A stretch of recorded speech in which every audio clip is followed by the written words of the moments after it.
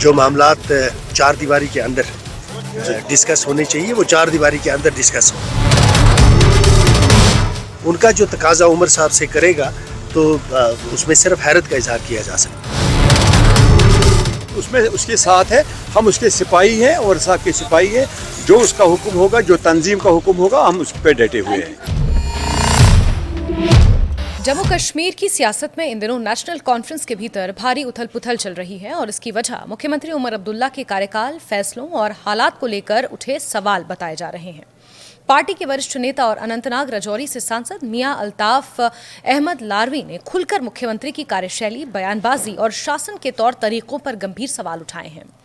मियां अल्ताफ ने कहा कि मुख्यमंत्री को बयानबाजी से ऊपर उठकर आत्मचिंतन करना चाहिए और शासन पर ध्यान केंद्रित करना चाहिए। अगर मैं कहूं कि उमर साहब सही रास्ते पर हैं तो ये सही नहीं होगा, बल्कि उन्हें धोखा देने जैसा भी है। उन्होंने मुख्यमंत्री की सीमाओं और अधिकारों की ओर इशारा करते हुए उमर अब्दुल्ला को सलाह दी कि वो अपने अधिकार और उनकी सीमाएं अच्छी तरह समझें ताकि लोगों की उम्मीदों पर खरा उतर सकें। दरअसल नेशनल कॉन्फ्रेंस पार्टी के भीतर सब कुछ ठीक नहीं चल रहा है। कई महीने पहले बडगाम श्रीनगर से पार्टी सांसद आगा सईद रूहुल्लाह मेहंदी ने भी आरक्षण को लेकर उमर अब्दुल्ला के बयान पर तीखी टिप्पणियां की थी, जिसके बाद पार्टी में विरोध की आवाजें तेज हो गईं। पार्टी के ये दो बड़े सांसद बार बार सत्ता में आने के बाद सरकार के कामकाज, वादों की पूर्ति और प्रशासनिक नीति को लेकर सवाल उठाते रहे हैं। आगा रूहुल्लाह और मियां अल्ताफ दोनों ने पार्टी के कार्यकर्ताओं और आम जनता की नाराजगी को सामने रखा और साफ कहा कि साल 2024 के चुनावी वादों पर भी सरकार विफल रही है। सांसद मियां अल्ताफ ने कहा कि नई सरकार बनने के बाद से राजनीतिक और प्रशासनिक विकास के मोर्चों पर कोई ठोस कदम नहीं उठाए गए।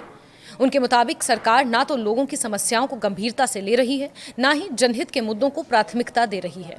यही नहीं, सांसद ने यह भी कहा कि पार्टी में हाईकमान और जमीनी स्तर पर काम करने वाले नेताओं के बीच दूरी बढ़ रही है, जिससे नेशनल कॉन्फ्रेंस का आंतरिक तानाबाना कमजोर हो चुका है। मियां अल्ताफ ने अपने बयान में ये भी संकेत दिए कि पार्टी का नेतृत्व आंतरिक मुकाबलों और रणनीतिक फैसलों में उलझा हुआ है, जिसका असर जनता की सेवा पर पड़ रहा है। सांसद ने कहा कि मुख्यमंत्री को अपनी सरकार के कार्यों का लेखा-जोखा जनता और पार्टी कार्यकर्ताओं के सामने पेश करना चाहिए। जब तक वो आत्मनिरीक्षण नहीं करेंगे, तब तक लोगों की सेवा पूरी ईमानदारी और प्रतिबद्धता के साथ नहीं हो पाएगी। इतना ही नहीं, मियां अल्ताफ ने स्मार्ट मीटर के मुद्दे पर भी सरकार के रवैये की आलोचना की। मुख्यमंत्री को सोच समझकर बयान देने की उन्होंने नसीहत तक दे डाली है। उनकी यही टिप्पणी बताती है कि नेशनल कॉन्फ्रेंस के भीतर भी उमर अब्दुल्ला की नीतियों को लेकर गहरा असंतोष है, यानी कि बगावत के सुर अब खुलेआम उठने लगे हैं। मियां अल्ताफ के ये बोल आगा सईद रूहुल्लाह मेहंदी के लगातार पार्टी नेतृत्व की आलोचना करने वाले रुख को समर्थन भी देती है। रूहुल्लाह ने कुछ हफ्ते पहले कहा था कि पार्टी का मकसद शासन और जनता के लिए राजनीतिक नेतृत्व की बहस में उलझकर पीछे छूट गया है। उनका आरोप था कि पार्टी ने केंद्र सरकार के प्रति नरम रुख अपना लिया है और जम्मू कश्मीर के राज्य का दर्जा बहाल कराने के अहम लक्ष्य को सरकार भूल चुकी है। चुनावों से पहले राज्य के दर्जे और लोगों के अधिकारों पर बहस थी, लेकिन अब पार्टी केंद्र के साथ संबंध सुधारने की कोशिश में व्यस्त है, ऐसा आरोप आगा रूहुल्लाह मेहंदी समय समय पर लगाते रहे। रूहुल्लाह ने यह भी कहा कि अगर मकसद दिल्ली की सत्ता के साथ रिश्ते सामान्य करने का ही था तो चुनाव के वक्त ये साफ कहना चाहिए था। वो मानते हैं कि बीजेपी के साथ भी मुख्यमंत्री को दबाव में ना आने की ईमानदारी दिखानी चाहिए। आम छात्रों और जनता की मांगों को अहंकारपूर्ण अंदाज में लेने का आरोप भी मुख्यमंत्री पर आगा सईद रूहुल्लाह मेहंदी द्वारा लगाया गया है और यही कारण है कि आगा रूहुल्लाह और मुख्यमंत्री उमर अब्दुल्ला के बीच की ये खाई लगातार और गहरी होती जा रही है। और ऐसे समय में जब दो महत्वपूर्ण सीटों पर उपचुनाव होना है 11 नवंबर को, बडगाम जो कि आगा रूहुल्लाह का गढ़ माना जाता है, वहां पर आगा रूहुल्लाह ने प्रचार करने से साफ इनकार कर दिया है। इन सब विवादों के बीच पार्टी के भीतर अब कई नेता और कार्यकर्ता जल्दबाजी में लिए गए फैसलों, चुनावी वादों की पूर्ति और जमीनी स्तर की नीतियों पर खुलकर नाखुशी जता रहे हैं। मुख्यमंत्री को निर्देश दिए जा रहे हैं कि वो बयानबाजी से परे जाकर जनता की समस्याओं को प्राथमिकता दें और पार्टी में संवाद बहाल करें।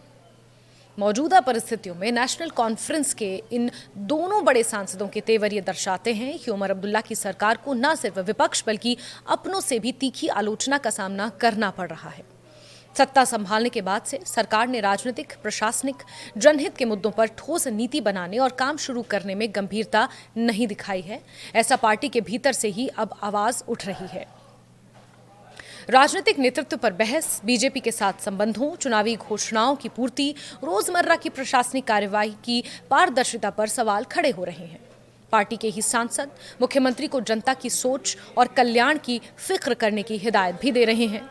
इस पूरी सियासी हलचल में ये साफ है कि जम्मू कश्मीर की सत्ता में बैठे नेताओं को न केवल बाहर बल्कि अपने ही दल के भीतर जवाबदेही और ईमानदारी की कसौटी पर परखा जा रहा है।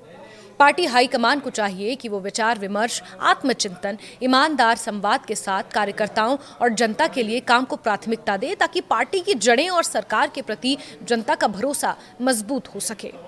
जो मामलात चार दीवारी के अंदर डिस्कस होने चाहिए वो चार दीवारी के अंदर डिस्कस हो, और जो ओपनली डिस्कशन के लायक है ओपनली डिस्कस हो।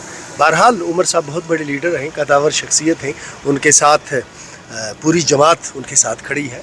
तो हम जानते हैं कि जो चीज़ें उमर साहब के बस में हैं, जो उमर साहब कर सकते हैं उनमें वो डिलीवर करेंगे।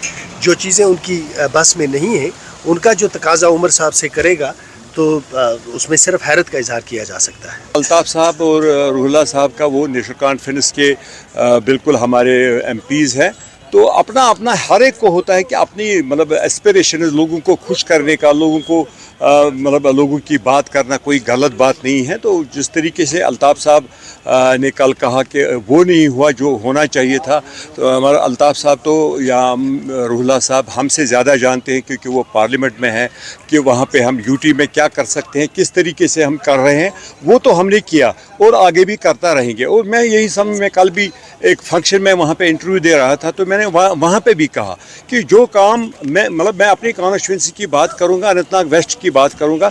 हर गांव में अभी एक यहाँ पे हमारा एक साथी था साथ गाड़ी में, तो उसने ये कहा कि मेरे गांव में 1 करोड़ का काम हो गया। हर गांव में काम हो रहे हैं, डेवलपमेंट वर्क्स हो रहे हैं। बाकी रहा स्टेटहुड का मसला और बाकी कुछ है, उसके लिए हम लड़ रहे हैं। और उमर साहब ने ये भी कहा, मतलब अच्छा बल में उसने एक वहाँ पे एक एड्रेस स्पीच में वो कहा कि अगर खुदा न खास्ता बीजेपी को ये लग रहा है कि मेरे रिज़ाइन करने से स्टेट हुड वापस देंगे, तो मैं रिज़ाइन करने के लिए तैयार हूँ। कल भी उसने ये दोहराया, और हम उसमें उसके साथ है, हम उसके सिपाही हैं और साहब के सिपाही हैं। जो उसका हुक्म होगा, जो तंजीम का हुक्म होगा, हम उसके पे डटे हुए हैं इंशाअल्लाह। जो मामलात चार दीवारी के अंदर डिस्कस होने चाहिए वो चार दीवारी के अंदर डिस्कस हो। उनका जो तकाजा उमर साहब से करेगा तो उसमें सिर्फ हैरत का इजहार किया जा सकता है। उसमें उसके साथ है, हम उसके सिपाही हैं और साहब के सिपाही हैं। जो उसका हुक्म होगा, जो तंजीम का हुक्म होगा, हम उस पे डटे हुए हैं।